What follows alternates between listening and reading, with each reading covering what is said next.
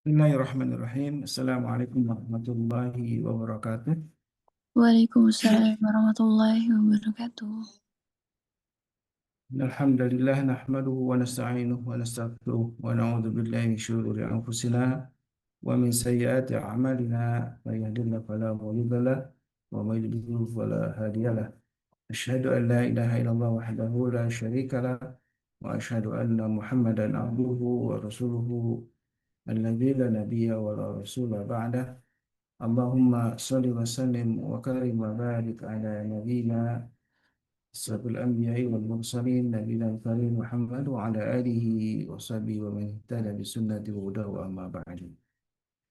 Alhamdulillah syukur ala ni'matillah Alhamdulillah Allah kita kembali berjumpa di pagi ini dalam kajian inspirasi Quran bersama guru kita Ustaz Khairul Anam. Mudah Allah Subhanahu wa taala terus istiqamahkan kita dalam kebaikan. Wabil khusus di bulan Sya'ban ini menjelang Ramadan tentu menjadi doa-doa yang terus kita panjat kepada Allah Tabaraka wa Ta'ala atas kenikmatan kita masuk ke bulan Sya'ban dan menjelang Ramadan. Tentu mari kita siapkan dan selalu berdoa kepada Allah, Allahumma balighna ila Ramadan, dan kita sampaikan kepada Allah Ramadan berat penuh ampunan dari Allah Subhanahu wa Ta'ala. Salat dan salam tentu senantiasa kita mohonkan kepada Allah untuk terlimpah kepada Nabi kita baginda Rasulullah SAW, juga untuk keluarga beliau dan para sahabatnya. Mudah-mudahan kita termasuk umatnya yang kelak akan mendapatkan syafaat dari beliau. Amin Allahumma amin. Dan alhamdulillah di majelis ilmu inilah kita bisa saling mendoakan, tidak hanya berdoa untuk keluarga kita dan diri kita, tentu juga untuk guru-guru kita dan para sahabat semuanya. Mari sama-sama kalian mendoakan dan doakan juga saudara kita yang mungkin tidak ada di majelis ini, bahkan mungkin sedang tertimpa musibah karena banjir tidak hanya di Sumatera saat ini. Kita lihat beberapa berita ya, ada beberapa daerah juga yang terkena banjir. Mudah-mudahan Allah Subhanahu wa taala jaga kita semua dan selamatkan dari mara bahaya musibah yang eh, bisa membahayakan jiwa maupun harta kita. Dan alhamdulillah syukurlah tentu kenikmatan juga yang paling agung kita syukuri, kita bisa bermajlis ilmu dengan Ustaz Khairul Alam di pagi ini masih dalam kajian tentang Quran. Ya, alhamdulillah di pagi ini kita akan membahas sebuah surat ya, dalam surat Al-Mu'minun yang begitu panjang, dan kita akan dengan judulnya saja kita akan tahu bahwa Allah memberikan nama surat ini dengan Al-Mu'minun, yaitu orang beriman, dan kita akan memahami di awal-awal surat kita sudah disodorkan tentang ciri-ciri orang beriman dan bagaimana kita memahami surat ini. Insya Allah akan diuraikan oleh guru kita Khairul Alam Hafizahullah Ta'ala. Dan guru kita sudah bersama kita, alhamdulillah. Assalamualaikum Ustaz. Waalaikumsalam warahmatullahi wabarakatuh. Sehat Ustaz? Alhamdulillah sehat, Mas Ulis. Baik Ustaz, Masya Allah ya, kalau backgroundnya kayaknya Madinah ini, Masya Allah. Kita Iya, di Masjidil Haram Ustaz, Masya Allah. Mudah-mudahan kita semua Allah mudahkan ya untuk kembali amin. berziarah ke dua kata suci kita, yaitu Makkah Madinah, dan mudah-mudahan Allah Subhanahu wa taala jadikan momen terindah untuk terus beribadah kepada Allah Tabaraka wa taala. Baik Ustaz, surat Al-Mu'minun insya Allah ya kita akan kaji di pagi ini. Silakan jemaah untuk menyiapkan diri kita untuk menerima hidayah Allah melalui ilmu yang insya Allah akan disampaikan oleh guru kita Ustaz Khairul Alam. Saya persilakan Ustaz, Fadhil Mashkur. Assalamualaikum warahmatullahi wabarakatuh. Waalaikumsalam Assalamualaikum warahmatullahi warahmatullahi wabarakatuh. A'udzu billahi minasyaitonir rajim. Bismillahirrahmanirrahim. Alhamdulillahi rabbil alamin. Allahumma shalli ala Muhammad wa ala ali Muhammad. Rabbana zalamna anfusana wa illam taghfir lana wa tarhamna lanakunanna minal khasirin. Rabbi shrah li sadri wa yassir li amri wahlul 'uqdatam min lisani yafqahu qawli. Amin amin ya rabbal alamin. Nggak kerasa, sebentar lagi kita sudah masuk bulan Ramadan, kurang dari 1 bulan ya. Kurang dari 1 bulan, kita akan masuk di bulan Ramadan. Dan hari ini kita persiapan sebenarnya, persiapan untuk menuju bulan Ramadan. Ya, saya tidak akan membahas surat Al-Baqarah ayat 183 sampai 187-nya ya. Karena nanti itu biar di Ramadan saja gitu ya. Nah, Apa yang perlu kita persiapkan untuk menghadapi bulan Ramadan ini? Ya, salah satu surat yang untuk prepare kita menjadi orang yang beriman itu Allah sudah turunkan buat kita. Suratnya surat Al-Mu'minun, surat ke-23 ya di dalam Al-Quran. Jadi Bapak Ibu sekalian, silahkan dibuka Al-Quran yang ada terjemahannya, handphone yang ada terjemahan juga boleh. Kita akan melihat satu persatu, saya nggak tahu akan selesai di ayat keberapa, kita run through aja. Kita akan melihat bagaimana Allah menurunkan satu surat yang sebenarnya sangat bermanfaat buat kita. Bagaimana menjadi orang-orang yang beriman. Ya, kita mulai saja ya. A'udzubillahi minasyaitonirrajim. Eh, saya kasih pertanyaan dulu sebelum masuk ke dalam ayatnya. Pernah nggak kita merasa kita sudah rajin sholat? Sholat wajib, sholat sunnah kita laksanakan. Tapi kita belum merasakan ketenangan. Hidup kita masih terasa lelah, padahal kita sudah sholat. Iya, Ustaz.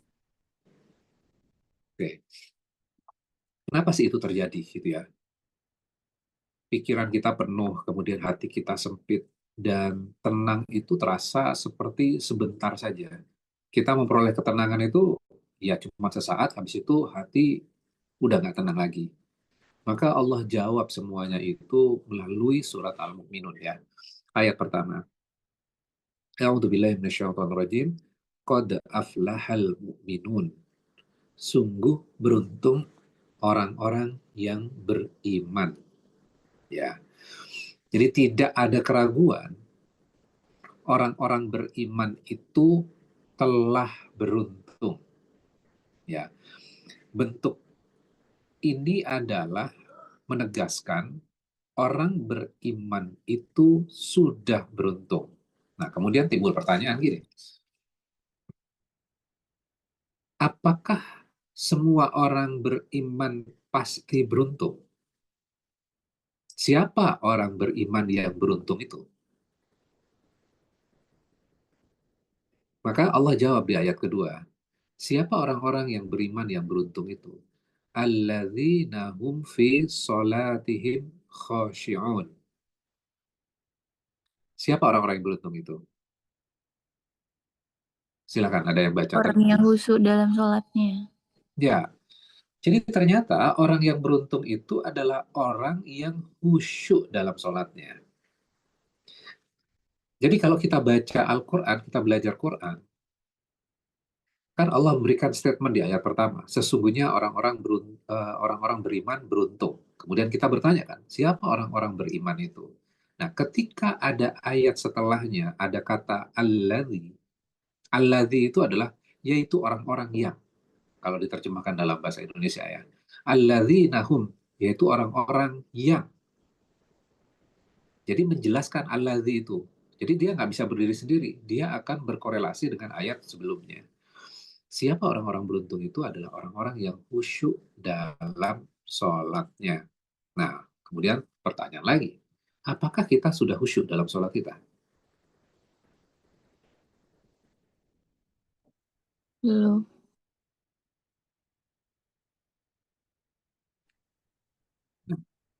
Kadang-kadang khusyuk, kadang-kadang enggak. Oke, kadang khusyuk, kadang enggak. Nah, apa sebenarnya makna khusyuk itu? Apakah khusyuk itu mulai dari awal sampai akhir kita tidak terdistraksi sama sekali? Bukan. Oke. Apakah harus diisi dengan bacaan yang sangat indah dari awal sampai akhir? Bukan. Oke. Berarti apa sebenarnya makna khusyuk? Nah, saya ambil definisi yang sederhana supaya memudahkan kita aja. Ternyata makna khusyuk itu sederhana. Apa itu? Hati yang sadar kita berdiri di hadapan Allah. Saya ulang lagi. Khusyuk itu sederhana.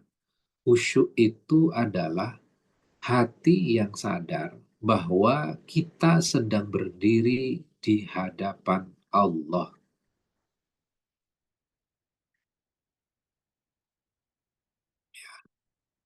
Masalah kita hari ini sebenarnya bukan kurang sholat. Betul nggak? Sholat wajib Ya. sudah, sholat sunnah kita tegakkan. Masalahnya sebenarnya adalah sholat sering berjalan tanpa kesadaran. Betul nggak? Betul, Ustaz. Kita nggak sadar, kita tuh sedang sholat. Kita nggak sadar, kita sedang berdiri di hadapan Allah.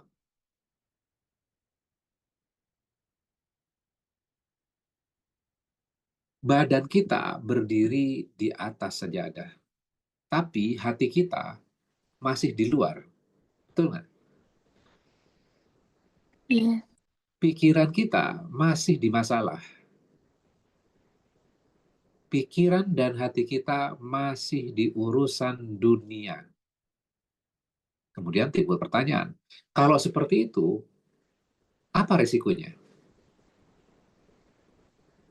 Kalau Tidak, sholat terus dijalani tanpa khusyuk, kira-kira apa?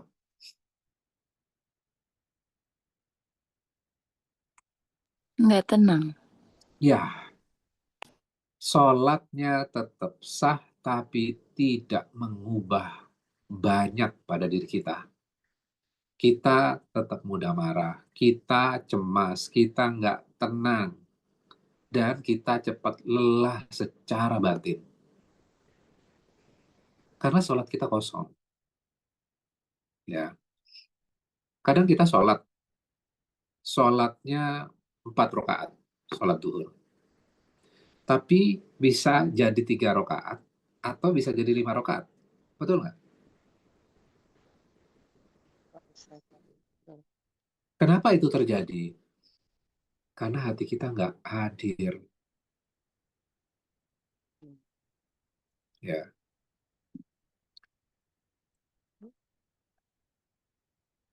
Terus gimana caranya sebenarnya? Ya, cara sholat yang khusyuk. Dimulai sebelum sholat, bukan di tengah-tengah sholat, berhenti sebentar. Kita menghadirkan hati dengan cara apa? Tarik nafas, sadari bahwa kita sedang berdiri di hadapan Allah.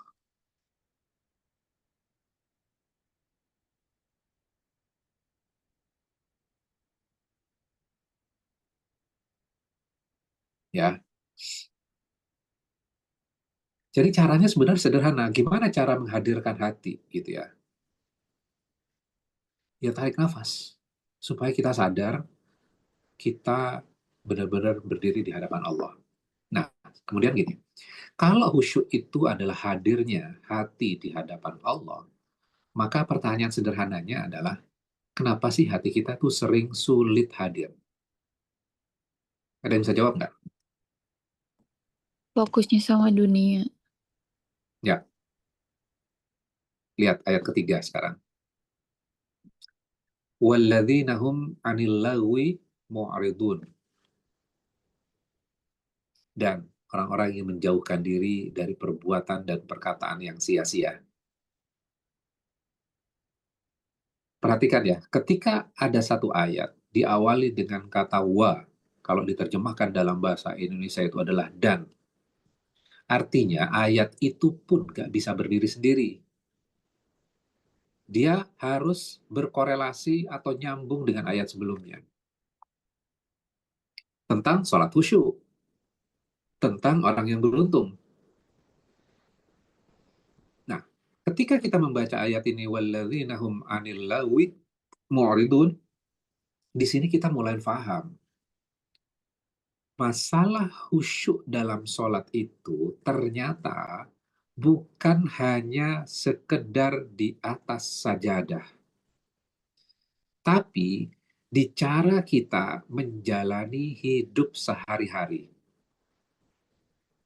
Kalau hati kita dipenuhi oleh hal-hal yang sia-sia, maka akan sulit tenang, akan sulit khusyuk saat sholat. Di situ ada kata lawi. Ya, apa sebenarnya maknanya?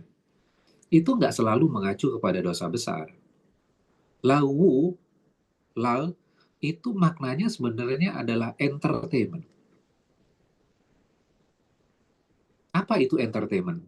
Entertainment itu adalah sesuatu yang mendistraksi kita dari hal yang penting kepada hal yang tidak penting. Itu sifat entertainment. Nah, kalau kita cek dalam kehidupan kita, apa itu entertainment? Hiburan. Ya, hiburan. Hiburannya apa? Kalau dunia kita sekarang? Nonton. Jalan-jalan. Sosmed? Sosmed? Sosmed. Iya, sosmed. Sosmed. Oke. Nah, kita akan sulit khusyuk kalau terlalu banyak yang dilihat, terlalu banyak yang didengar, terlalu banyak yang difikirkan, tanpa benar-benar kita butuhkan. Kita terdistract terus kan sebenarnya. Perhatikan, orang yang main sosial media, gak usah orang deh, kita yang main sosial media, kira-kira sekali duduk dalam majelis sosial media, berapa lama? Oh, Lama. lama, nggak terbatas, Coach. Ini Lebih masuk lama itu Ustaz. Berapa? daripada sholat lama itu. Lamaan itu ya? Ya. 1 jam? Ada? Lebih, Saya lebih, Ustaz. lebih, Coach. Oke. Kebayang nggak? Kita dalam bermain sosial media, katakanlah 1,5 jam atau 2 jam deh. Kita lihat konten di sosial media itu berapa detik rata-rata satu konten? 30, 30 detik, ada yang 20 detik, ada yang 60. 15 detik. Ya. Kebayang nggak? Kita lihat satu konten 30 second katakanlah.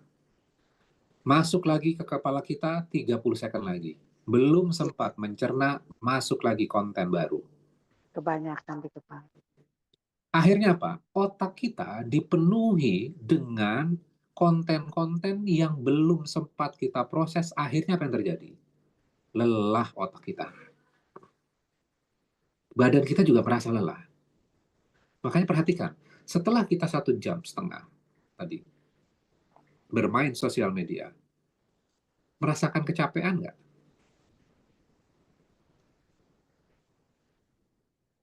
Iya, Ustaz. Kita akan capek. Kemudian setelah capek apa yang dilakukan?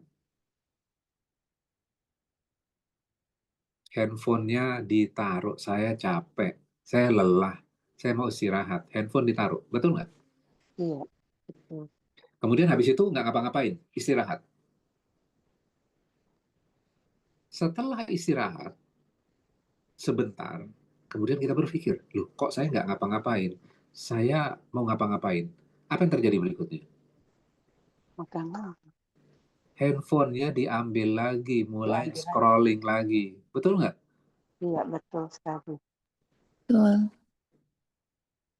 Nah, itu yang terjadi. Sehingga apa? Pikiran kita, hati kita, lelah. Terlalu banyak yang dilihat, terlalu banyak yang didengar, terlalu banyak yang dipikirkan. Lalu saat sholat datang, hati kita kelelahan. Bukan karena sholatnya berat, tapi hati yang nggak sempat istirahat. Makanya kalau habis main sosial media terus sholat, bisa khusyuk nggak? Nggak bisa. Akan sulit. Makanya kalau kita perhatikan, kenapa sih Allah meletakkan ayat ini walladzina hum 'anil lagwi mu'ridun setelah sholat khusyuk? Oh, sekarang kita baru paham. Ternyata sholat khusyuk itu bukan hanya pekerjaan saat sholat, tapi sebelum sholat kan berarti. Iya, Jadi seolah Allah ingin mengatakan kepada kita, kalau ingin sholat kita khusyuk, perhatikan apa saja yang kita biarkan masuk ke dalam pikiran dan hati kita.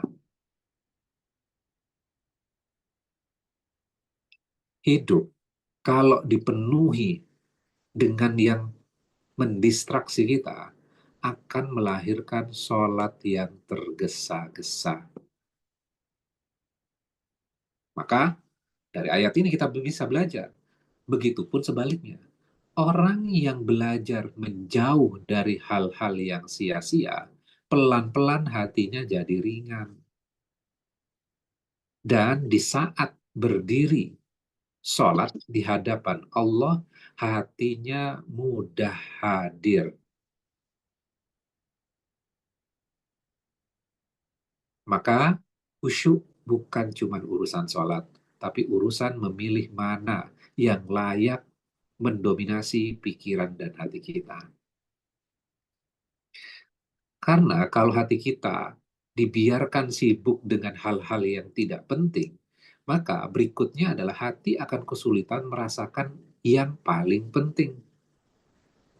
Maka perhatikan panggilan sholat itu. Hayya 'ala sholah. Artinya apa? Marilah kita salat. Oke. Hayya 'alal falah. Ayo kita meraih Marilah kita kebahagiaan. meraih kemenangan. Ya. Hayya 'alal falah. Aflaha di ayat sebelumnya, di ayat pertama. Sama nggak tuh original katanya? Sama Iya, ya, Ayo Ustaz. menuju kemenangan. Kemenangan. Ayo menuju keberuntungan. Keberuntungan. Ayo menuju kesuksesan. Supaya kita tahu mana yang penting. Sosmedan atau sholat. Maka dipanggil, ayo, ayo sholat, ayo menuju kemenangan. Jadi kemenangan buat kaum muslim itu apa berarti? Orang-orang yang beriman. Khusyuk dalam sholat. Ya, menegakkan sholat dan khusyuk dalam sholatnya. Itu beruntung. Ya. Oke, ayat berikutnya sekarang.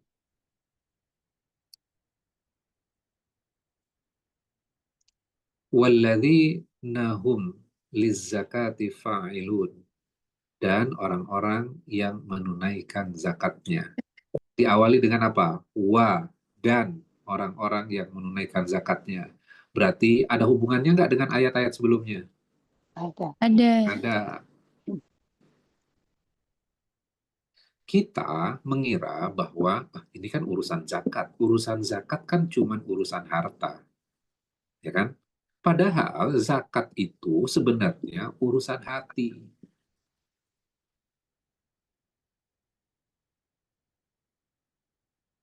Loh, kok bisa urusan hati sih? Gitu kan? Pertanyaan berikutnya.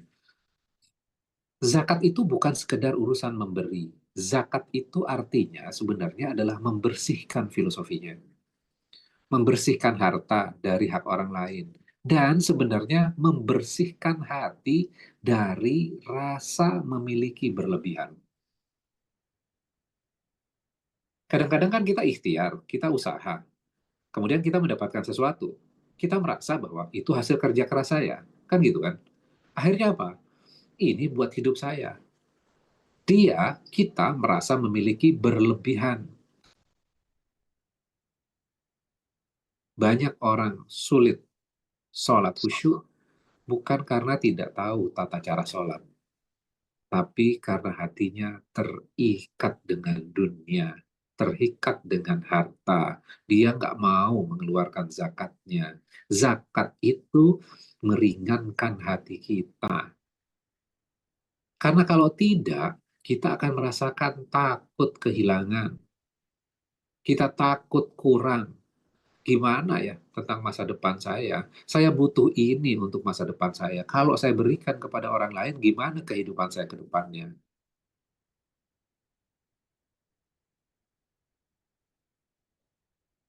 Jadi sesungguhnya ketika kita saat memberi zakat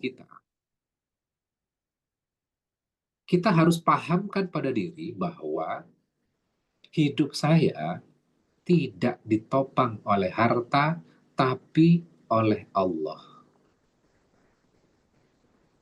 Berarti ini membangkitkan kesadaran tentang Allah, zakat itu. Iya, jawabannya betul, iya. Jadi ketika akan memberi, saya nggak tergantung sama harta ini. Saya bergantungnya hidup saya oleh Allah, dari Allah.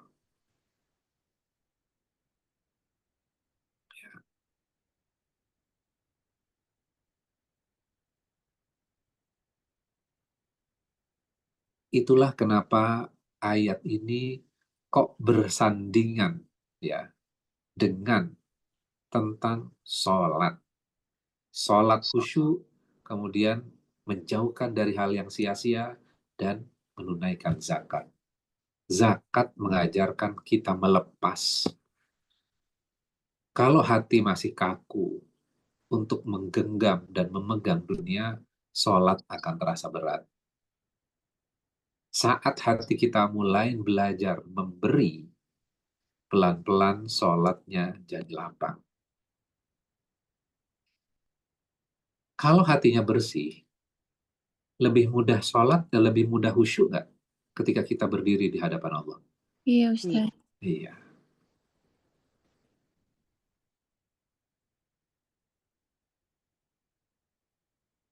Ya. Problem kita hari ini sebenarnya ketika sholat khusyuk itu, apakah kita nggak paham tata cara atau seringkali sulit menghadirkan diri kita?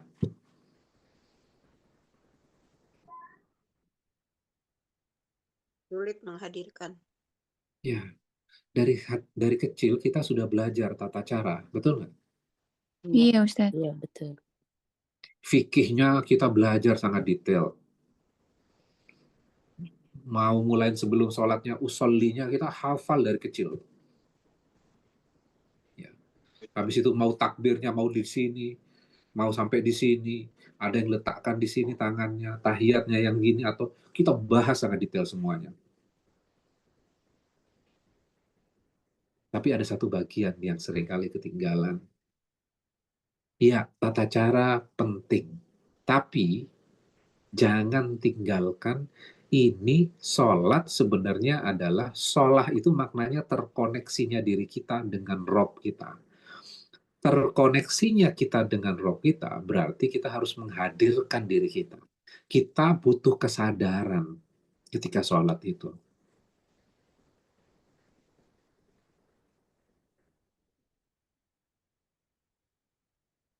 Jadi PR kita hari ini adalah bagaimana kita mampu menghadirkan diri kita dan menyadarkan diri kita bahwa kita sedang berdiri di hadapan Allah.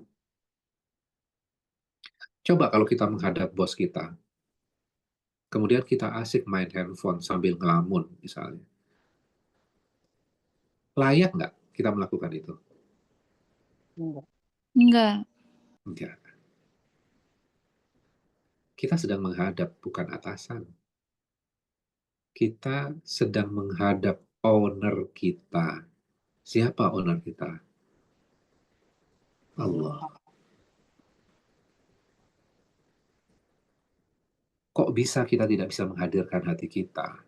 Malu rasanya. Rugi rasanya. Padahal Allah sudah menjanjikan kemenangan. Oke. Berikutnya sekarang. Silakan, ada yang mau baca ayat berikutnya? Boleh, Ustaz. Ya, silakan. Ayat 5 ya. Ya. Dan orang yang memelihara kemaluannya. Ya. Loh kok tiba-tiba walladzina hum li furujihim hafizun. Orang-orang yang menjaga kehormatan ya. Oh, ini ternyata orang beruntung. Oh, ternyata ini juga mempengaruhi sholat, khusyuknya seseorang. Orang yang mampu menjaga kehormatan dirinya ternyata mempengaruhi sholat khusyuk. Kemudian kita baca satu ayat setelahnya. Illa ala azwajihim aw ma malakat aimanuhum fa innahum ghairu malumin. Kecuali terhadap siapa? Pasangan mereka. Istri. Ya. Jadi menjaga kehormatan dirinya, menjaga kemaluannya, kecuali, berarti diperbolehkan ya, pengecualian ya, Iya. maka mereka itu tidak tercela. Kemudian satu ayat berikutnya, famani betagha wara'a dzalika faulaika humul adun. Siapa yang mencari selain itu, bahasa Al-Quran eh, halus ya. Siapa yang mencari selain itu, berarti kan sebenarnya kalau kita terjemahkan secara secara apa namanya bahasa kita, berarti mencari selain itu kaitannya dengan kemaluan, berarti perselingkuhan bisa termasuk dalam ayat ini nggak? Iya. Bisa, bisa Zina termasuk ayat ini nggak? termasuk. Iya. Menunjukkan kemaluan kepada bukan pasangannya Iya, Iya. iya. bisa termasuk. Maka mereka itulah orang-orang yang melampaui batas. Jadi dari sini kita mulai paham satu hal penting. Kalau pikiran kita, kalau hati kita bocor oleh hawa nafsu, sulit untuk menuju sholat yang khusyuk.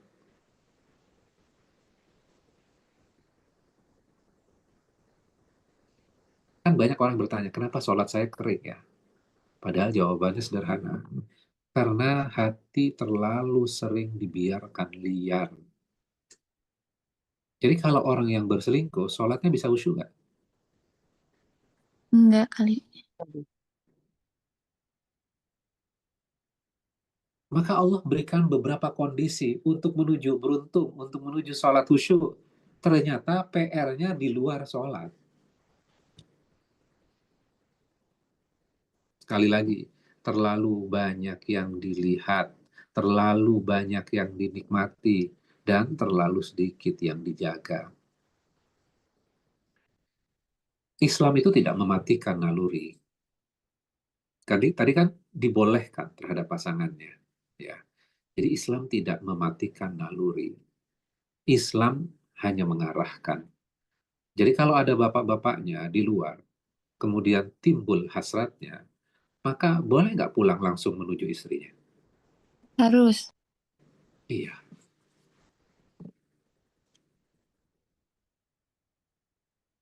dibolehkan. Suaminya kan bisa bilang gini ya, Mas Solis ya, Ma, Bunda, ayah mau sholat khusyuk nih. Terus, Ya, karena itu dibolehkan. Karena dia sedang menjaga dirinya. Ya, karena hawa nafsu yang tidak dijaga tidak akan membuat bahagia. Hatinya mudah lelah dan gelisah, walaupun nafsunya terpenuhi. Nggak akan tenang.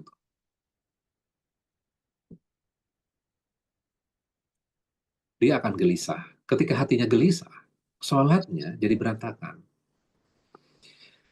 Maka kalau kita perhatikan ayat ini sebenarnya, ini bukan bicara hanya tentang halal dan haram. Tapi menjaga apa? Keutuhan jiwa kita. Orang yang menjaga dirinya sedang menjaga kejernihan hati. Hati yang jernih, akhirnya apa? Lebih mudah fokus, lebih mudah tenang, dan akhirnya apa? Lebih mudah tunduk di hadapan Allah.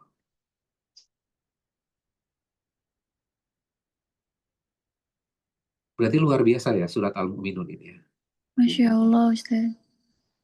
Al-Mu'minun adalah artinya orang-orang beriman. Ayat ini kan nggak ngomong tentang orang-orang Islam, tapi kategorinya di atas orang Islam.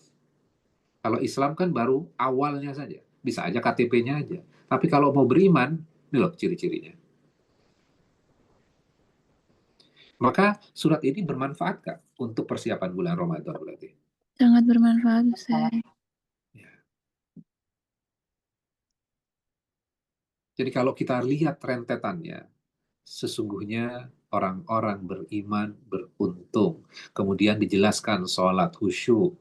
Kemudian berikutnya dijelaskan supaya beruntung, supaya sholatnya khusyuk, maka menjauhkan dari hal-hal yang sia-sia. Terus habis itu apa? Mengeluarkan zakat.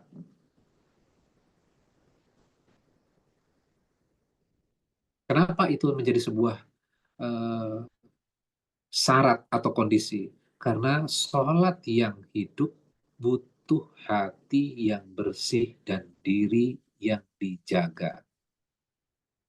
Ya, hatinya udah bersih nih, dan dia juga menjaga dirinya, menjaga kemaluannya. Ya, jadi orang yang melakukan pelanggaran, tadi kan Allah mengatakan orang yang melampaui batas, ya, yang bukan pasangannya, maka dia tidak sedang menjaga hatinya dia. Rusak nggak hatinya dia? Iya. Rusak. Kotor nggak hatinya? Iya. Kotor.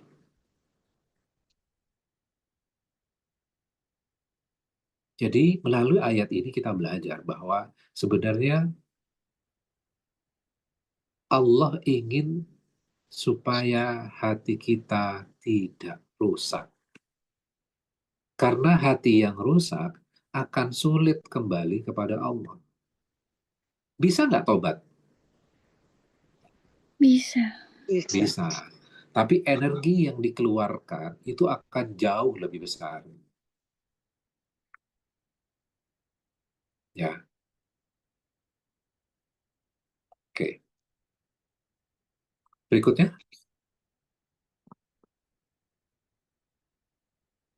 Ayat 8, Ustaz. ya. Dan sungguh beruntung orang yang memelihara amanat-amanat dan janjinya.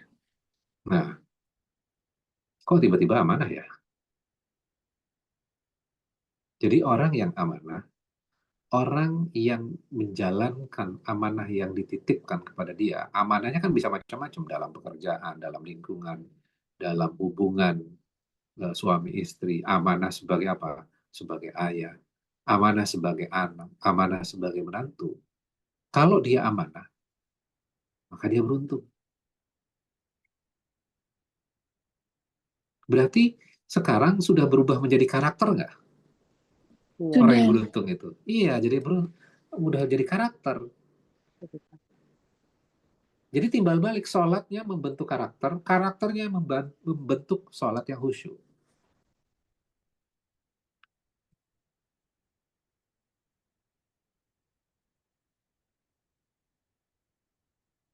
Ya, ini ada pertanyaan di ayat yang menjaga kemaluan itu ada pembahasan yang selain budak ya. Budak sama pembantu itu berbeda ya. Ini konteksnya harus balik lagi dalam sejarahnya. Budak itu adalah dulu itu adalah dalam culture Arab pada saat itu adalah budak itu adalah seseorang yang ditaklukkan dalam peperangan, ya. Maka itu boleh digauli.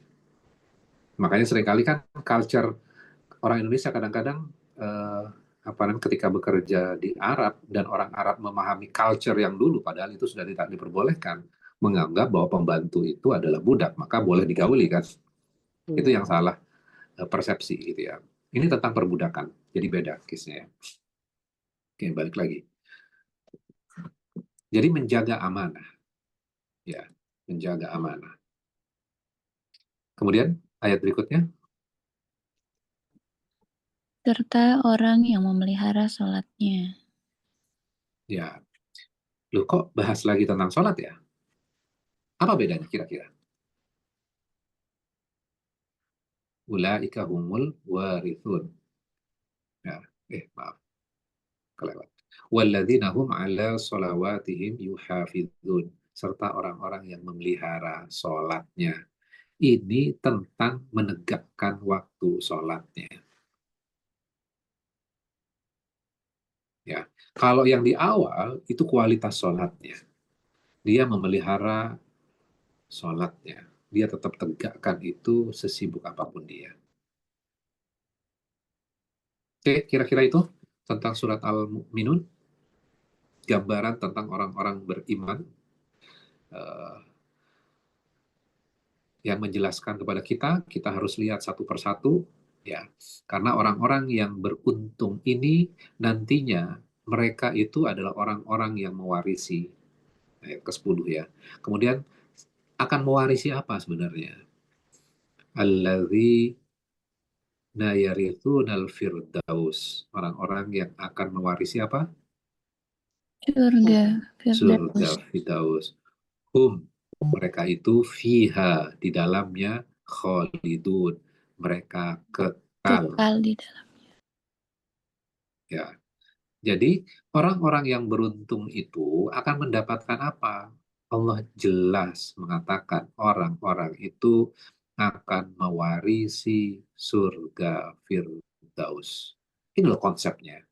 Ini loh hal yang fundamentalnya. Di dalam ayat ini memang tidak dijelaskan tata cara sholatnya dan segala macamnya. Enggak. Allah ingin menjelaskan hal yang fundamental terlebih dahulu.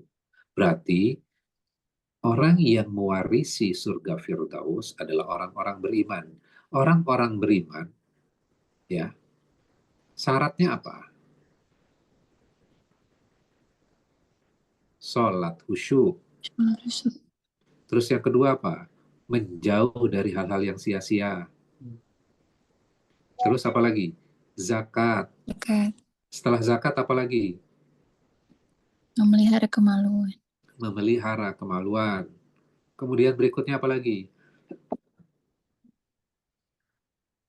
Memelihara amanah. Ya, melihara amanah. Terus apa lagi? Memelihara sholat, menegakkan sholat. Iya. Simpel nggak berarti? Simple insya Allah. Sederhana. Ya.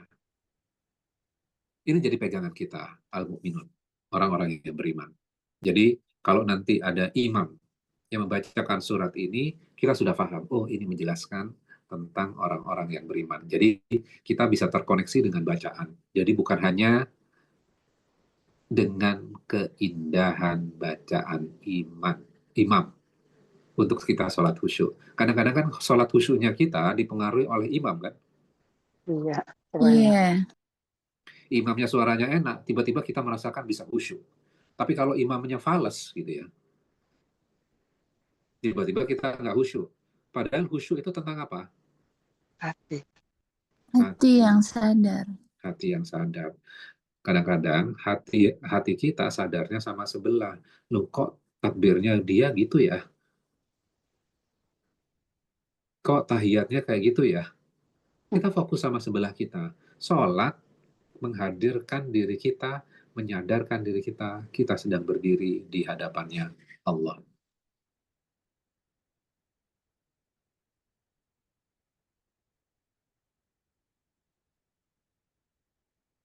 Oke, kira-kira itu.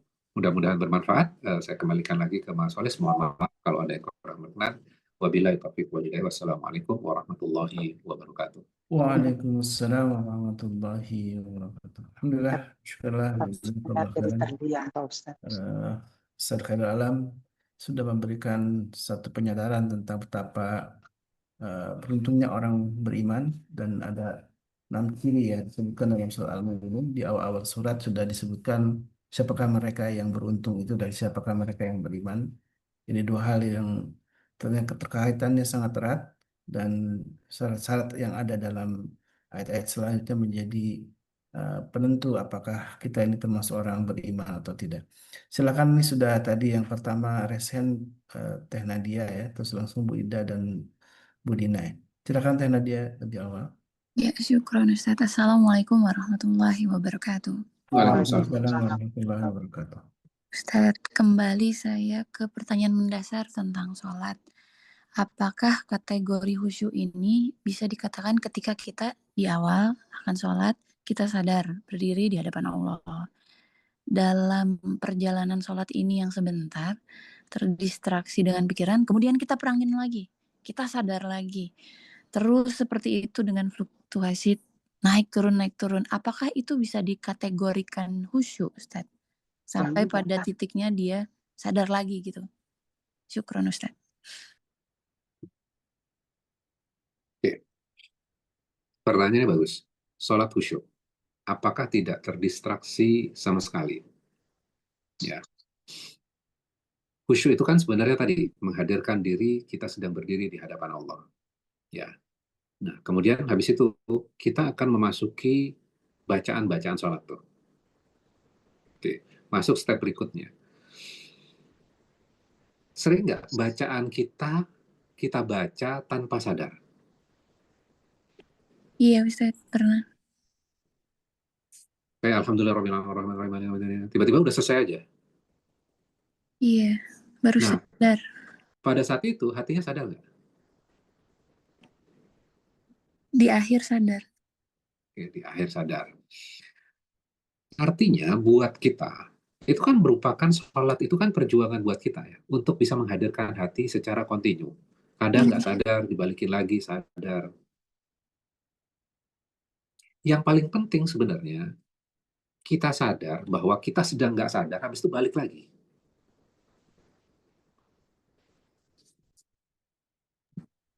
Ya. Kemudian, gimana caranya supaya tetap hadirnya hati itu bisa kontinu? Mau nggak mau, ya, kita harus paham apa yang kita baca. Kayak misalnya gini, saya berikan contoh. Eh, dalam sujud,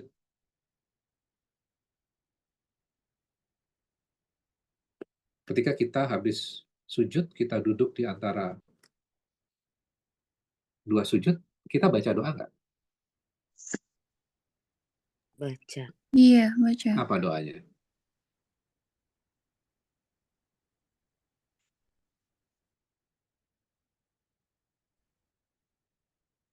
Apa doanya? Apa yang kita mohonkan? Kita minta ampunan, kita minta ditutup kekurangannya, kita minta diangkat derajat kita, ya, kita minta diampuni. Itu kan permintaan kita. Tapi kalau misalnya kita nggak sadar, kayak membaca doa itu dengan sangat cepat sekali, sama kayak orang mau utang. Pak, saya mau minta utang, Pak. Kalau misal Bapak kasih, saya akan senang. Kalau misal Bapak nggak kasih, saya nggak apa-apa. Kira-kira akan dikasih nggak? Yang enggak. Enggak kayaknya deh. Kayak dia nggak butuh gitu ya. Iya. Artinya apa? Dia mengucapkan sesuatu yang dia nggak sadari. Beda kalau misalnya, Pak, saya lagi kesulitan. Saya mau minta tolong sama Bapak. Saya benar-benar butuh. Tadinya saya nggak mau minta tolong sama Bapak. Tapi saya sekarang butuh sekali. Saya nggak ada jalan keluar. Kira-kira kalau orang dengan hati seperti itu datang kepada kita, kita kasih nggak? Kasih. Dikasih. Ya, artinya apa? Sama juga ketika kita datang kepada Allah. Kadang-kadang saya dapat pertanyaan gini, kalau misalnya permintaannya itu template gimana? Kita nggak paham. Ya harus paham.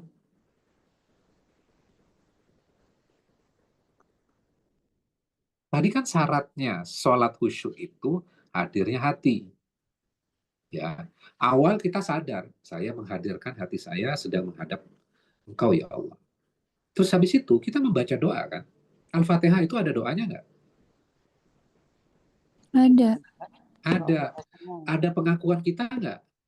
Ada. Ada. Iya karena abudu wa iya karena sain hanya kepadamu ya Allah aku beribadah dan hanya kepadamu aku minta pertolongan kan gitu kan? Iya. Kalau hatinya nggak tahu atas bacaan itu bisa hadir nggak? Enggak. Enggak. Berarti syarat berikutnya apa? Paham. Paham apa yang dibaca. Kalau nanti miss lagi hatinya manusiawi balik lagi. Jadi harus paham isi Iya, surat-surat ya, Pak. iya. Ya.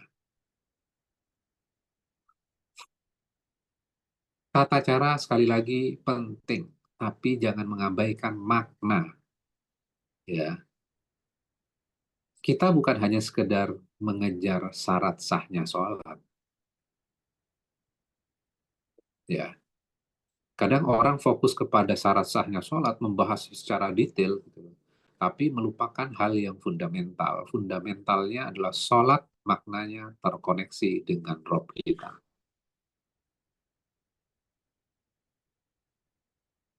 Ya, maka Rasulullah juga memberikan sebuah syarat-syarat sebelum sholat. Ya,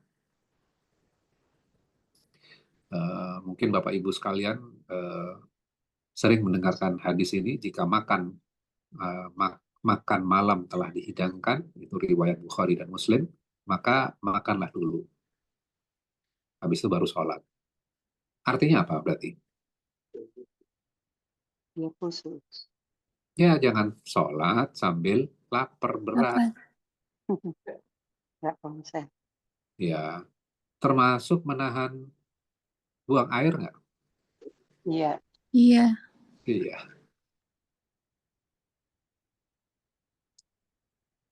Oke, kira-kira itu mudah-mudahan bisa membantu jawab pertanyaan tadi. Jawab pertanyaan.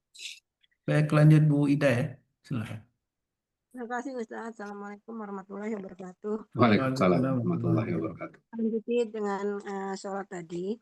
Ini untuk anak-anak, Ustaz. Walaupun kami memang juga tetap belajar namun tetap aja ingin paralel dengan untuk anak-anak gitu loh. Dari kecil memang sudah disadari bahwa tata cara sudah dilakukan pada saat kecil dan memang sudah disampaikan juga bahwa usia 7 tahun untuk belajar sholat. Nah, pada saat itu memang kan anak-anak ya belajar ya kita lihat dia melakukan sholat, tata caranya sudah bagus, tapi yang kami alami juga seperti itu. Akhirnya pada saat sudah dewasa juga masih belum menyadari bahwa sholat itu seperti untuk sadar menghadiri hatinya. Bagaimana untuk sederhananya untuk anak-anak agar nantinya juga melakukan sholat dengan menghadirkan hatinya, walaupun secara bertahap. Yang sederhananya aja Ustadz, atau pencontohan yang sederhana untuk anak-anak, atau menyampaikannya kepada anak-anak bagaimana caranya. Terima kasih Ustadz. Oke. Nah, gimana menghadirkan pembelajaran buat anak-anak supaya hatinya hadir ya.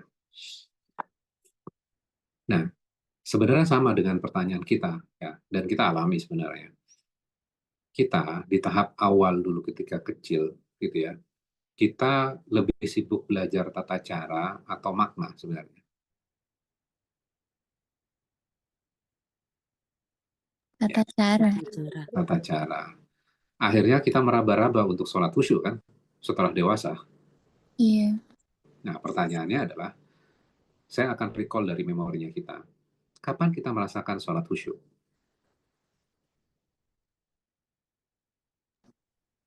Terakhir Ustaz. Suatu masalah atau kesedihan.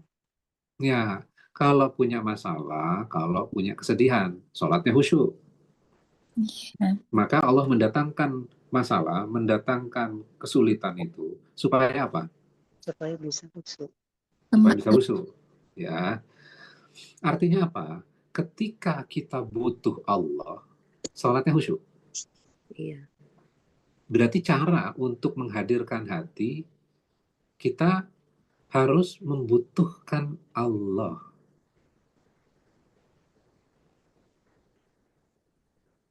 Harus keinginan untuk butuh Allahnya itu harus hadir. Ya, maka cara yang termudah adalah sebenarnya adalah mengajarkan bacaan-bacaan sholat itu dengan maknanya. Ya, sehingga apa? Dia terkoneksi dengan bacaannya itu. Jadi nggak berhenti di hafalan. Kalau hafalan mungkin dia bisa menghafalkan dengan cepat. Hafalannya bisa indah. Bukankah banyak hafiz yang bacaannya indah, tapi kalau kita dengarkan, dia tidak memasukkan rasa hati di dalamnya. Saya baru diceritain anak saya yang sudah lulus dari pesantren gitu ya, ketika reuni, teman-teman pesantrennya ketika reuni datang, udah nggak pakai jilbab. Di pesantren loh, pesantrennya 6 tahun. Kesadaran dan kebutuhannya dia. Nah ini kan yang belum tersentuh. Maka ketika kita mengajarkan surat Al-Fatihah, surat Al-Fatihah itu diawali dengan apa? Saya kasih contoh misalnya. Al-Fatihah itu diawali dengan apa? Ayat pertama. Syukur. Ayat pertama. Bismillah. Puji Allah. Allah. Bismillahirrahmanirrahim. Artinya apa? Dengan nama Allah yang Maha Sama Pengasih Allah dan Maha yang Penyayang. Maha Penyayang. Oke, saya tanya. Maknanya apa? Segala sesuatu harus selalu dengan disandarkan kepada Allah. Oke. Bismillah. Dan Oke. Sering nggak nih supaya bisa terkoneksi dengan masalah kita? Seringkali kan kita baca sesuatu gitu ya, dan kita memahami terjemahannya. Nah, yang paling penting sebenarnya adalah bagaimana kita terkoneksi dengan ayat itu. Dan orang rasa bahwa, oh iya ya, gitu ya, saya salah. Oh iya ya, saya miss di sini. Saya kasih contoh ini. Dalam hidup, seringkali kita memulai segala sesuatu itu atas nama kita. Dengan ambisi kita, dengan obsesi kita, dengan target kita. Betul nggak? Betul. Sampai akhirnya kita merencanakan segala sesuatu ya dengan kapasitasnya kita, dengan keyakinannya kita, kemudian tiba-tiba kita nggak berhasil, tidak sesuai dengan harapan kita. Akhirnya apa yang terjadi? Kita kecewa, Sedih. kita sedih. Nah, kenapa perasaan sedih itu terjadi kan gitu ya? Kenapa Allah izinkan terjadi? Padahal saya kan usaha. Supaya kembali. Karena kita memulai segala sesuatunya tidak atas nama Allah, tapi atas nama diri kita. Bukankah syaratnya adalah awali segala sesuatu itu dengan bismillah? Sehingga ketika kita sampaikan ke anak-anak, dan terhadap diri kita sebenarnya, iya kenapa saya gagal ya? Kenapa Allah izinkan gagal? Karena ketika kita membaca Bismillahirrahmanirrahim dengan nama Allah yang Maha Pengasih dan Maha Penyayang, maka kita sadar betul bahwa kita hanya menjalankan sesuatu ikhtiar diri kita saja, kita bukan pemilik usaha dan kita bukan pemilik hasil. Maka bismi atas nama siapa? Bismillah atas nama Allah. Kemudian sifat Allah disebutkan nggak dalam kata bismillah itu? Ada 2 sifat. Iya, Rahman Rahim. Ar-Rahman, Ar-Rahim. Artinya Allah mengenalkan dirinya pertama kali kepada kita, manusia. Bukan hanya orang Islam saja, tapi kepada seluruh manusia. Mengenalkan dirinya dengan 2 sifat, Ar-Rahman dan Ar-Rahim, yang Maha Pengasih dan Maha Penyayang. Artinya apa? Allah berkasih sayang kepada kita. Kasih sayang Allah itu dalam wujud apa? Kita berpikir rezeki, oke. Berpikir tentang pasangan, oke. Berpikir tentang anak, itu rezeki, iya. Tapi kadangkala rahmatnya Allah itu dalam bentuk yang kita tidak duga. Contohnya apa? Kesempatan kedua. Sering nggak kita diberikan kesempatan kedua? Iya. Sering. Sering nggak dikasih kesempatan ketiga? Sering. Udah salah, ditutup aibnya, diberi kesempatan lagi. Iya. Itu sifat kasih sayang Allah. Kalau nggak sadar-sadar, aib akhirnya dibuka nggak? Iya. Iya. Kadang dibuka. Pertanyaannya adalah, aib dibuka itu untuk menjatuhkan atau itu bisa jadi rahmatnya Allah? Rahmat. Rahmatnya Allah. Ya, karena Allah mengenalkan dirinya dengan Ar-Rahman dan Ar-Rahim. Sifat kasih sayang Allah. Sehingga ketika dijelaskan ini, gitu ya, kita harusnya nggak terlalu stres loh dengan banyak masalah. Karena kita mulai dengan bismillah dan kita tahu bahwa apapun yang Allah tentukan, itu wujud kasih sayangnya. Bahkan ketika aib dibuka, kita mampu melihat kasih sayang Allah di situ. Cuman itu pertaubatan dengan cara yang keras. Tapi dengan tetap ada kasih sayang Allah. Jadi diajak dialog, diajak berdiskusi, diajak berpikir kan. Iya. Diri kita diajak juga berpikir.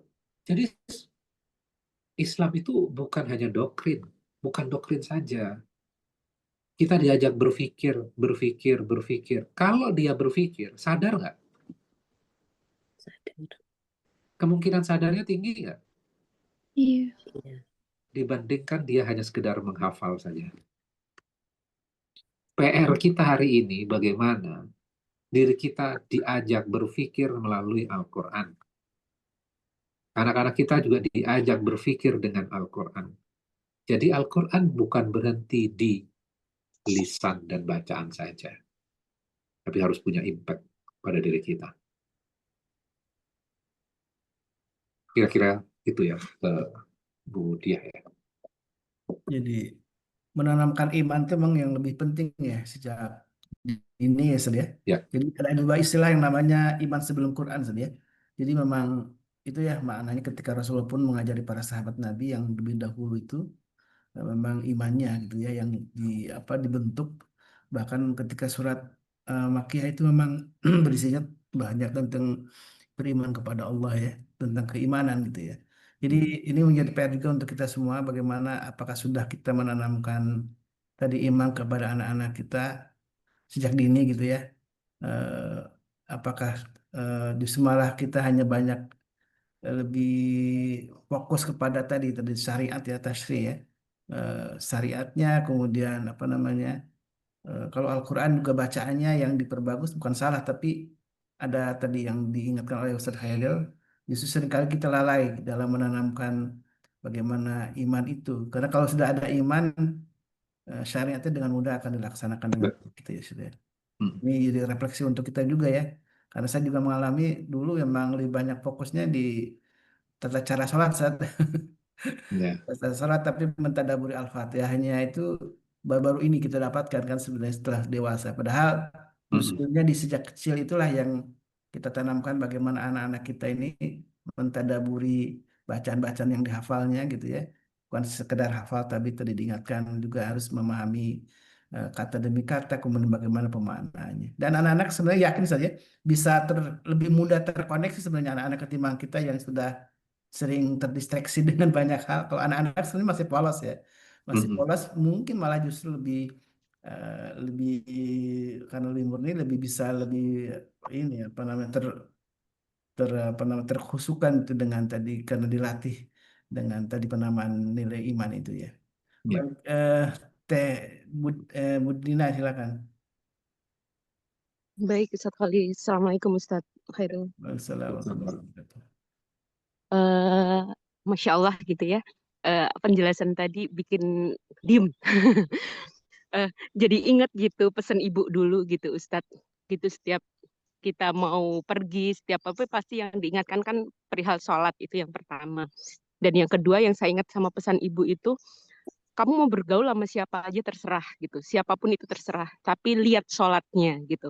Karena insya Allah kalau orang kita berteman atau bergaul dengan siapapun gitu, kalau sholatnya benar gitu, insya Allah gitu, dia kehidupannya insya Allah baik gitu. Nah, bagaimana dengan korelasi itu yang pertama Ustadz? Yang kedua, tadi kan Ustadz ngebahas kadang kita harus ketemu titik balik dulu gitu untuk kita sadar, untuk kita khusyuk gitu. Dan qaulullah gitu ya, Dina ini sedang menjalani proses terapi cancer Ustadz gitu. Dan salah satu Dina kenal gitu sama salah satu survivor gitu yang Masya Allah gitu, qaulullah ternyata kakaknya teman sendiri gitu. Nah pas beliau cerita, itu Masya Allah beliau bisa sekarang zero benar-benar hasilnya bersih gitu. Salah satu terapi yang dilakukan adalah dengan belajar tafsir Quran Ustadz gitu. Baru Dina ngobrol kemarin panjang lebar sama beliau, ada 3 jam gitu Dina ngobrol sama beliau, itu Masya Allah gitu, ternyata ya memang tugas kita itu memaknai dulu gitu. Kalau kita sudah tahu makna, kita sudah tahu apa impact ke kehidupan kita, insya Allah everything will be fine gitu. Kita ngejalinnya tanpa beban semuanya gitu. Dan qadrullah beliau itu bisa benar-benar kuat sampai hari ini dan menjadi survivor itu karena wasilah surat Al-Waqiah, Ustadz gitu. Dan kemarin pas saya benar-benar baca gitu ya, kata demi kata, kalimat demi kalimat, itu ternyata ya Masya Allah gitu. Dan ya itu ya sebenarnya semua obat itu ya sebenarnya ada di Al-Quran gitu kalau saya boleh flashback gitu. Jadi minta nasihatnya Ustadz terkait yang sholat tadi dan terkait yang kedua. Jazakallah khair. Oke, terima kasih atas pertanyaannya dan berbaginya ya, Ibu. Ya, memang nasihat terbaik itu nasihat yang datang dari Allah dan dari Rasul, ya. Dan jelas-jelas Allah mengatakan bahwa Al-Quran itu syifa. Syifa itu artinya apa? Obat. Ya. Nah, makna syifa dalam Al-Quran itu seringkali kan diterjemahkan dengan obat. Obatnya mengacu kepada apa? Syifa itu. Yang paling dasar sebenarnya adalah obat untuk hati. Ketika kita terdistract jauh, maka perlu diluruskan kembali dan untuk kembali. Ya, kembali kepada siapa? Kembali kepada Allah. Dan nasihat Ibu Dina tadi gitu ya, bahwa orang diukur sebenarnya adalah dari sholatnya. Ya, diukur dari sholatnya. Dan sholat seperti apa? Nah, kita kan tadi sudah membahas panjang lebar, sholat seperti apa? Sholat yang berkualitas sebenarnya. Sholat yang berkualitas, sholat yang tak tergesa-gesa, sholat yang mampu menghadirkan diri kita ketika kita berdiri di hadapannya Allah. Jadi, ya, oke. Jadi diukur dari sholat, iya. Ya, tapi sebelum sholat itu ada beberapa kondisi yang memang harus dipenuhi karena bukan hanya dia sekedar sholat, tapi dia benar-benar mendirikan. Berarti mendirikan itu dengan tingkat kesadaran, dengan tingkat kefahaman ya. Jadi PR kita memang sebagian besar adalah bagaimana kita memahamkan kaitannya dengan keimanan. Tadi Mas Holis juga udah menyinggung gitu ya bahwa perintah-perintah kaitannya dengan zakat, minum-minuman keras, ya itu nanti periodenya nanti bukan periode di Mekah tuh ya. Aturan syariat itu tidak di Mekah, tapi di Madinah. Kebayang nggak? Periode Mekah artinya apa? Masih banyak yang minum, betul nggak? Karena culture pada saat itu, gitu ya, di Arab.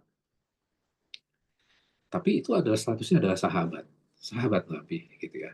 Kemudian perlahan-lahan aturan-aturan itu Allah turunkan satu persatu dan Rasulullah mendetailkan. Ya. Nah, ketika imannya sudah kuat, maka mengikuti aturan jauh lebih mudah nggak?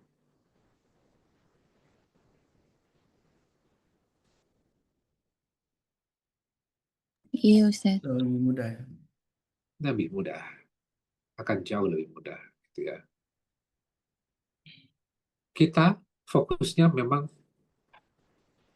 belajar aturan sangat detail sekali, ya. Kayak sarung harus berapa senti di atas lutut diukur, gitu ya. Terus apalagi ya kaitannya dengan aturan-aturan. Kita begitu detail dengan itu semuanya, gitu ya. Tapi kita tidak memberikan fokus cukup besar energi kita untuk memahami makna, ya. Nah, artinya PR kita, gitu ya, kalau kita perhatikan misalnya pelajaran di dalam surat Al-Baqarah, nanti insya Allah kita akan masuk ke dalam ayatnya nanti pas masuk Ramadan. Kita supaya dekat dengan Allah, itu ada syaratnya. Ada syaratnya. Maka pelajaran itu nanti dikupasnya di dalam surat Al-Baqarah mulai dari 183, 184, 185, sampai 187. Gitu ya. Ternyata syaratnya adalah Syahrul Ramadan alladzi unzila fihi al-Quran. Bulan Ramadan, bulan diturunkan apa? Al-Quran.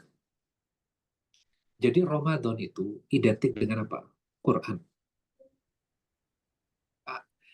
Nah, kita memahami ayat itu, oh berarti Ramadan baca Quran. Betul nggak? Iya, betul. Oke, Harus Quran ya. tadarus Quran. Dan itu jadi culture yang sangat baik. Oke. Tapi ada lupa, tiap tahun kita hatam, tapi nggak kejar faham.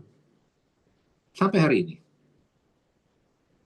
Itu terjadi sebagian besar. Padahal Quran diturunkan, syahrul Ramadan alladzi unzila fihi Quran. Bulan Ramadan adalah bulan diturunkannya Al-Quran. Berarti Ramadan kita sekarang, bulan Ramadan kita tahun ini adalah bulan selebrasinya Quran. Betul nggak?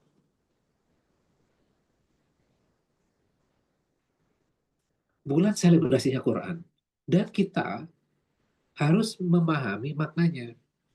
Makanya tadi Bu Dina menceritakan bahwa terapi cancer, ya, Masya Allah tadi diceritakan bahwa eh, yang survivalnya adalah belajar tafsir Quran, belajar makna. Tadi dikatakan belajar al-waqi'ah. Kayak al-waqi'ah, buat orang yang tidak punya experience tentang masalah atau tidak membaca terjemahannya, cuman mendengar fadilah surat al-waqi'ah, di kepalanya persepsinya al-waqi'ah adalah apa? Fadilahnya Iya, Ustaz. Kebanyakan dipahaminya. Rezeki. rezeki. Dek, kerupuknya dipisah, Dek. Apa? Ya, baca surat al-waqi'ah supaya jauh dari kefakiran. Bahas satu lagi tempatnya. Ya, supaya jadi kaya, gitu ya. Padahal kalau kita pahami maknanya, Al-Waqi'ah sama sekali tidak membahas tentang permintaan rezeki sama sekali. Surat Al-Waqi'ah menjelaskan tentang kekuasaannya Allah, hanya menjelaskan Allah saja. Al-Waqi'ah diawali dengan kiamat. Loh, mana rezekinya kan gitu kan, di pertanyaan kita. Kok diawali dengan kiamat? Nah, ketika masuk ke dalam maknanya, maka kita akan sadar betul sebenarnya penentu segalanya itu adalah Allah. Ketika kita sadar bahwa kita semua tergantung kepada Allah, itu esensi dari rezeki. Kita tahu Rob kita mengenal Rob kita, itulah obat, itulah rezeki. Gitu. Jadi yang Ibu Dina tadi katakan bahwa memang kita harus melangkah. Tadi problem yang kita alami, ya, dari problem yang kita alami, itu Allah izinkan terjadi supaya apa? Supaya kita bisa kembali kepada Allah. Setiap orang pasti ujungnya nantinya akan mati. Betul? Ada yang diberikan sakit, ada yang diberikan kesehatan tapi meninggal duluan, kan ada. Ya. Jadi jangan beranggapan bahwa ketika diberikan sakit itu adalah sebuah apa namanya, Allah berikan keburukan kepada kita. Ketika ujungnya membuat kita kembali kepada Allah, itulah gurunya sebenarnya. Itu adalah kemudahannya. Bukankah banyak orang yang tidak bisa kembali kepada Allah karena dia diberikan banyak kenikmatan? Ya. Jadi dua-duanya, musibah, kesulitan, rezeki, semua adalah ujian. Ya. Kalau kita kan persepsinya sebagai manusia, kalau diberikan eh, kesulitan, kita menganggap itu musibah. Tapi kalau mendapatkan sesuatu yang menyenangkan buat kita, kita anggap rezeki. Padahal itu ujian. Orang yang dikasih jabatan ujian nggak? Ya. Orang yang dikasih jabatan Menteri Agama ujian nggak, Mas Solis? Ujian. Ujian sekali. Ya, Banget. ujian. Jawabnya berat. Iya. Ya. Oke, kira-kira itu. Mudah-mudahan Allah memberikan kemudahan buat Budina ya dalam Ya, terapi kita doakan semuanya ya. Amin. dan Amin, ya Rabbal. Amin. jamaah semuanya yang sedang sakit, mudah-mudahan mendapatkan hikmah yang luar biasa, mudah-mudahan makin Amin. mendekat dirinya kepada Allah, dan mudah-mudahan Allah berikan kesembuhan juga. Amin. Amin. Baik. Ini masih ada yang satu lagi atau masih buka, Sat? atau sudah tutup dulu? Sudah cukup ya, udah lapar ini rasanya. Insya Allah. Baik, saya Masya Allah, tabarakallah, jazakallah khairan. Jamaah yang bukan Allah, mohon maaf kalau belum ada yang dibalas ya. Nanti bisa ketemu lagi dengan Ustaz Akhir Alam di pekan depan, insya Allah. Jadi kita masih tetap mengkaji surat Al-Mu'min, Ustaz ya, insya Allah. Ya. Karena ini pembahasan penting, karena berkaitan dengan kita mengaku orang beriman, apakah sudah memenuhi tadi ciri-ciri orang beriman tadi. Di salat khusyuk aja jadi PR besar nih Ustaz ya. Jangan yang lain dulu nih, yang salat khusyuk aja jadi PR besar, ternyata memang kita masih belum bisa tadi ya, sadar tentang, karena khusyuk itu memang kalau secara makna itu artinya kan tunduk saja, tunduk, patuh gitu kan ya. Eh, dan orang yang khusyuk ini adalah memang susah kan dalam apa namanya disebutkan dalam Al-Quran, kecuali orang yang tadi bahwa dia yakin akan bertemu Allah, berarti kesadaran betapa eh, kita diperhatikan oleh Allah itu sangat tinggi gitu ya, dan orang yang selalu merasa dilihat oleh Allah, diperhatikan oleh Allah, diawasi oleh Allah, itulah yang tentu akan menjaga dirinya dari setiap perbuatan-perbuatan dosa, bahkan yang eh, perbuatan apa sia-sia pun bahkan dia akan menjaga dirinya ya. Tadi diingatkan scoring yang berjam-jam nih, maaf nih, khawatir itu yang jadi mengganggu, mendistract pikiran kita, dan tadi sholat khusyuknya akan jadi terganggu. Jadi saya menangkap satu pesan penting dari Ustaz Khairul Alam, khusyuk itu bukan hanya di dalam sholat, tapi ketika sebelum sholat itu menjadi sebuah penentu bagaimana kita menjalani kehidupan sehari-hari kita, apakah sudah sadar penuh dalam kebaikan, apakah kita sudah mengisinya dengan kebaikan-kebaikan, dan mudah-mudahan Allah Subhanahu wa taala istiqomahkan kita terus dalam kebaikan, apalagi di bulan Sya'ban ini, tentu bulan yang insya Allah menjelang Ramadan kita mudahkan semuanya untuk menikmati sajian hidangan dari Allah Subhanahu wa taala, yaitu bulan Ramadan ya. Dan untuk orang-orang yang sakit atau yang sedang kesulitan juga kita doakan untuk diri kita dan juga untuk para sahabat semuanya, Allah segera angkat penyakitnya, Allah segera beri kesembuhan yang sempurna, dan juga yang sedang kesulitan Allah berikan jalan keluar terbaik. Baik, jamaah, mari kita tutup dengan doa kafaratul majlis. Subhanakallahumma wa bihamdika, asyhadu an la ilaha illa anta, wa atubu ilaik. Mohon maaf kalau ada khilafan dari kami. Alaikum hadana wa iyyakum. Assalamualaikum warahmatullahi wabarakatuh. Waalaikumsalam warahmatullahi wabarakatuh. Terima kasih Ustaz. اللهم ارحمنا بالقرآن واجعله لنا إماما ونورا وهدى ورحمة. اللهم ذكرنا منه ما نسينا وعلمنا منه ما جهلنا وارزقنا تلاوته آناء الليل وأطراف النهار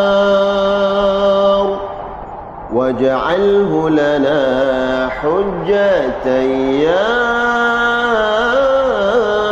رب العالمين.